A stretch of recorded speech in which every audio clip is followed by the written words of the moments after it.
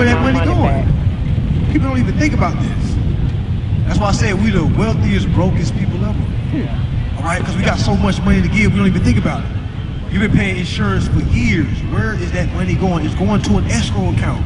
My money back. All right, and it's until you come and claim and say, I claim all security and I want to utilize this to cover my obligations, they don't got to tell you about that account. You didn't come with the correct authority. What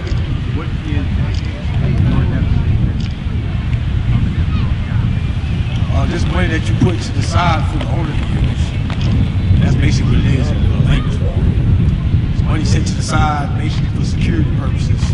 All right, and basically, but for money in the escrow to be removed, the owner has to come and say, I'm the owner, I'm coming for, I give y'all permission to remove the money out of the escrow and to apply it to the account. It's a form of claim, because if not, they just gonna hold it into escrow.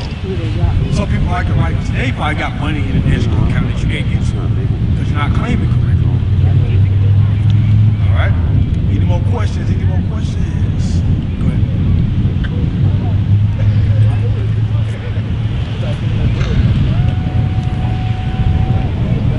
How do you add health insurance, life insurance to the car? Because 15 U.S.C. 1605 says that we can add life insurance in our car contract. So the question was, how do we add life insurance inside of our car contracts? How many of y'all got cars, and did you know you could have got life insurance when you got that car? Do y'all not know how many life insurance companies there are? Do y'all not know how many just insurance companies there are, period? Imagine if you would have just put all those insurances up under your finance chart. That's why I told y'all to write down 15 USC 1605, because it literally tells you everything that you can transfer in the finance charge. One of those is premium health insurance. All right, so many people right now don't have health insurance. Guess what? You can go put it in your contract because 15 USC 1605 says you can. All right, but if you don't use your rights, you lose your rights. How do I use those rights? All right, by expression. How do I express my rights, family? By writing, getting on ChatGPT. Hey, I need a letter, draft it up. Hey, can you tell them I'm coming forth to claim this? Even though they're gonna say no, right? But are we gonna put that in our evidence? Yes. Everything is evidence, family. All right, everything is evidence. Not some things, everything. Because now when you get to court, you can basically tell a story to the judge. And whoever's case sounds the clearest, the smoothest, as a human judge, who y'all think they're gonna rock with? The one that's the cleanest. They're not listening to something that sounds choppy, something like you just got off YouTube, you just heard a couple of my videos and you done said the same thing I said. No, they're gonna challenge you. They're gonna say, where did you read that at? Are you sure you interpreted that correctly? And that's discouraging. All right, not knowing you gotta say the same thing over. Well, like I said before, Your Honor, Article UCC, Article 3 talks about negotiable instrument. I provided a negotiable instrument on this day, gave them X amount of days to perform on the negotiable instrument. It was not performed. All right, UCC also has a part that talks about dishonors. I'm going to ChatGPT and saying, Chat, what happens when I get dishonored when given a negotiable instrument pursuant to UCC, which I think ChatGPT gonna give me? All the situations. All right, it's gonna give you clarity. But if you think you're too cool for AI, or you think you're too old school, all right, you gotta wake up. All right, you gotta wake up, man. It's gonna really help you more than hurt you. All right, now again, it's gonna be a time that you gotta get acquainted with it, you know, to get used to it. All right, but AI today, family, all right, can turn you into a millionaire. All right, it ain't about clocking into jobs, trying to find, oh, let me go learn this. Learn your rights, learn your contractual obligations, because when you do that, you don't have to look for multiple streams of income. That's people's number one thing, multiple streams of income. I need this. As long as I got these 5 going, I'm good. Well, what happens if all those get cut off? Guess what always remains? Interest. If I lose my job, is interest still there? Yes. If I lose all the money in my bank account, do I still have interest in my accounts? Yes. So do you see how you're not really broke? All right, we're not really broke. We're just uninformed on how to utilize our credit. which is our security interest. All right, so what's wave one? Offer. What's wave two? Opportunity to cure. Opportunity to cure. Wave three? Enforcement. Enforcement. Okay? That's what we call the private administration process, man. That's between you and the corporation privately. All right? When does it become public? Go to court. When we go to court. When we go sue. When we say, I'm gonna sue you. When we go to court, now it's public. All right? And tomorrow, we're gonna be going over the public administrative process. All right? I see that y'all took a lot of notes after the court as well. Again, when y'all go home after this weekend, flood all this information in your chat GPT, okay? Flood it all. If you can't afford it $200 a month, do as much as you can with whatever you can afford. All right? But I would definitely advise y'all to get y'all contracts, upload it to your chat GPT, ask it, how can I exercise my rights and security interests in this contract? What do y'all think it's gonna do? You think it's gonna say you can't? No, it's gonna say, if you want to utilize your security interests, here's what you have to do. And from there, all you gotta do is follow, ask questions. All right? Go ahead. I was just wondering, for court purposes, would it be better to do a notary presentment so that you can have the notary as like a witness that they Yeah, you wanna get everything notarized. You know what I'm saying? Let the notary do a notary presentment, you know, where the notary presents your ways and they can do the notarial protest. I mean, they can do. I've never personally did it, but I would say like that's what you can get off there. Yeah, but me personally, I just get my document notarized. I go to court myself. Even though you don't gotta do that, man, I just like to smell it. Right? I like going and smelling. Cause I usually get locked up for weed, y'all, driving under suspension. So now I'm on the other side. It feels so great to be able to go in there on the other side. All right, going there exercising rights rather than going in there fighting for my freedom. All right, so yeah, I've never done it before, so I wouldn't be the guy to ask that. But as far as the process altogether, you gotta lose some to win some, right? Of course, you don't want your losses to be great losses. You want it to be those losses where you got your case dismissed, but you still have time to appeal. Did y'all know that? When you get your case thrown out, you got 30 days to appeal. All right? You don't gotta appeal right away. You can wait the 20th day and then put your appeal in. I would say as soon as you get your case dismissed, read the document, see why they dismissed it. All right? Do y'all think they're gonna keep it a secret? No. They're gonna say your case was dismissed because of lack of jurisdiction. Now I'm gonna do an appeal and then add in my jurisdiction. I'm gonna say the reason why I didn't answer it enough time, right? Then I'm gonna let them know this is the jurisdiction, this is the court, this is the amount, and this is why this venue is selected. All right, what does that do? All right, it rights my wrongs. Okay, now when the judge sees it and passes jurisdiction, because a lot of things I learned with court, they hit points. You can have a whole case. If your stuff ain't layered right, if you don't have a title, the parties, the jurisdiction, your preliminary statement, basically a brief statement of what happened, your claims, also your damages, your case gonna get thrown out. All right, it's gonna get thrown out. Go ahead.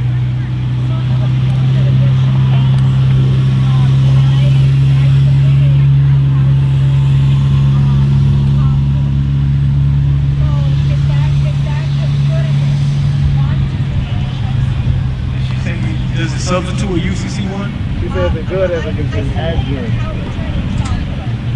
She did the power of attorney. Yeah, I submitted it, so does that, is that what I'm saying? Nah, because you didn't claim the security interest. The only way to perfect it, and I'm saying this persuade to UCC order. All right, you have to perfect your security claim. You can't just say, power of attorney, this is mine. UCC 1. Yeah, you gotta do it. I can't really hear you that good, but Is there any way that I can fix it, like add a UCC 1. Yeah. By basically like call it a motion and add a trial? Well, I would do a UCC 1 tonight. Okay, first of all, know what to put in the collateral. Do a UCC 1 as soon as you know how to put in the collateral box. file that and then put that into your court case. Because now that shows you that you have a perfected security claim to the security collateral. Because that's their argument. They argue who has rights to the security collateral. And whoever has a perfected security claim is going to be the winner. So I'll also throw in a affidavit of claim security interest with that UCC1. Because that shows that you sent it to them privately and you have a public record of it. The affidavit of claim security interest is a private document. The UCC1 filing statement is a public document. All right, so we want to be able to have both. So I would do a UCC1. You say it's already court. You can submit it as evidence. That's what I would do. You say it's in default, or you say it's still going? Meaning the case is still open. Hell, you gotta hit a buzzer beater. Yeah, it's crunch time, but you still got. Meaning there's never a point in time where you can't claim your security interest, fam. There's never a point in time where you can't go home. Let's put it like that. You can always go home. All right? Meaning if you lost a house 10 years ago, the question is, did you claim your security interest? If it's a no, next question is, where did it go?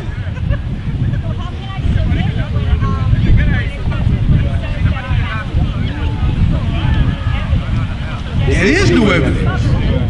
That is new evidence. Hey, new evidence just came. We just found out that I'm the owner.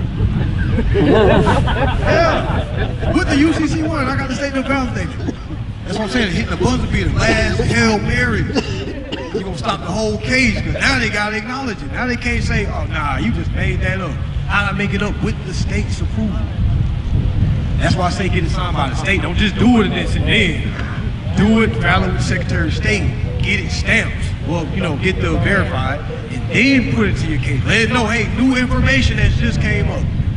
All right, I have information that I am the secured party to the security collateral, and they don't have any security rights to it. You got to basically cut their security rights to it, and that basically their claims basically gets dismissed. I can't go all the way into that just yet. I would say ChatGPT though. ChatGPT. Question. Garnished wages, yes. Because you got to go to but first you got to perform the account that's used for the reason of being garnished. So whatever they say you owe, you got to perform that first. And then when you show that, you go to whoever's garnishing you and say, okay, look, I did my performance. No more garnishment should be coming. Now that they do it, you just kind of add it to a fee schedule. But we're going to talk about that in court. Go ahead, keep going. What if that they got the wrong amount? So like they sent me something saying I owe this, and then they sent me something else to the court saying I owe something different. So what does the account say? Is the account in court less than the account that's outside of court? I mean, the amount? Normally that happens when they had already put the claims in. It could possibly be because of that. That's why it's probably going down than when they did it in court. I would just basically face it, whatever amount you say. A lot of people don't know you can do this on the spot. Let's say I got sued right now and they say you need to pay. I can literally go do a wave one offer packet right there to them. Tender payment, bill of exchange, affidavit of claim security interest. Because now if they say no, I can say, well, you refusing my payment.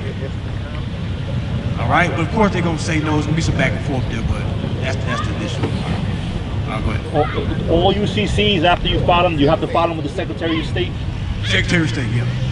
Secretary of State. So let's say as soon as you filed it, and again, every state ain't the same. You might not get it back in 24 hours. I got mine back in 24 hours. All right, some people wait 6 days, 7 days. If it gets rejected, you want to ask for the reasons why it got rejected. The address might be wrong. You might spell something wrong. All right, you want to ask them why. All right, but once you correct that, you get it approved. You're gonna get the verified stamp. Now you can use that basically in your court case, and you can use it to prove that you have a security claim. Oh, my bad. A priority security claim to the security interest. All right. Now again, I know today's information might be a lot for a couple of folks. That's why I said record it, write it down. All right. Tomorrow we're going over court. All right. How to build a verified complaint. how to build a summons, your certificate of service, what is a verified complaint, what is a claim, what is cause of action, what is damages. All right, a lot of people don't know that side of the process, and that's why a lot of people don't get results. I'm gonna let you know now, if you understand the private side and the public side, trust me, results is on the horizon. All right, that sounded hard. Yeah, results is on the horizon. Remedy is on the horizon. Go ahead. Hey, so what about, like, I got a truck right now I just picked up 2 years ago. So how do I go back and claim the security interest on that and then run the same way? You gonna find the company that you signed a contract with, send out your wave 1 to the headquarters, let them know, hey, I'm coming back to claim the account, the interest on this account. That's why I tell people you gotta get the account number. Okay. You gotta find the account number. So when you got the account number, now you got something to claim. Now you can let them know I was the owner at the time and still am, and I never claimed my security interest. I'm coming forth to go ahead and collect that. All right, but you can't do that until you perform the amount. So with the car, that's something that you paid off already? Or No, still paying right now. I'm still paying now. So yeah, you gotta come forward and let them know, like our wave 1, affidavit of truth, affidavit claim security interest, because you gotta let them know I'm claiming the security interest so I can intently use the interest. So now when I use it, when they don't apply it, that's a violation. Okay, so all this is gonna fall into tomorrow's case. Remember, why is it a violation? Because they didn't use the negotiable instrument that he gave. Right? That's the crime. Anybody else? Anybody else? Go ahead. I filed my withdrawal letter to the corporation for Chase.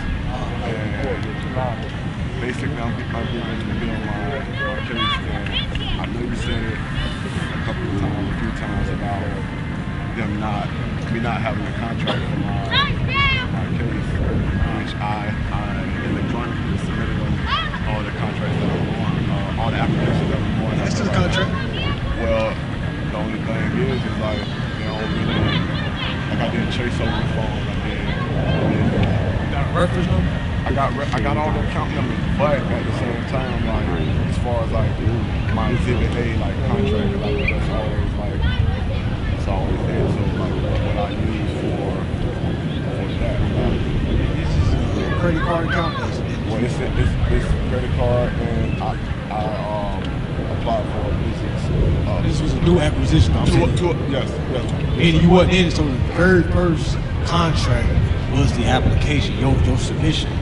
You submitted, rather it was a social, or if we was to do it like how we would do it, would be a private ticket or a private wave 1. That's the first contract. So when they say show a contract, I can show them where my terms was sent over and my terms was not carried out. Because a lot of people was looking for the exact, like, well, then we signed a contract, but that application got a reference number. Yeah, because like Navy Federal, they tell me, because I went back in my emails and all that, and you know, I remember I submitted it electronically, so they didn't actually send me. I actually did it like, you know how they little Navy Federal pack thing. So I didn't get a actual. But you submitted the application. I submitted the application, and I got the account number and all that. So y'all gotta remember the what about the bill as well too? Like if I'm already, you know, I got the credit card bill. Claim the account number. I don't really focus on the bill. I focus on the account. You might want to slow down a little bit so you can put it all into perspective. Like meaning your account is what you're claiming. Alright, so meaning if it's a reference number, that's what you're claiming. So if they say breach of contract, you got any elements, show a contract or breach of contract, I'm going to show where I see the offer. And the offer got dishonored. That was the breach. So I'm like, we gotta create it. And they were like, well, what do you mean you gotta create? It's like, you gotta create something that others can't see. And then, look, Your Honor, I said this, I sent them this, I claimed this, I came forth lawfully, and they said no with no lawful backing. That was the breach. Because we could not fulfill the business transaction. By way of performance on their side, I did my side, they didn't do their performance. Go ahead, man.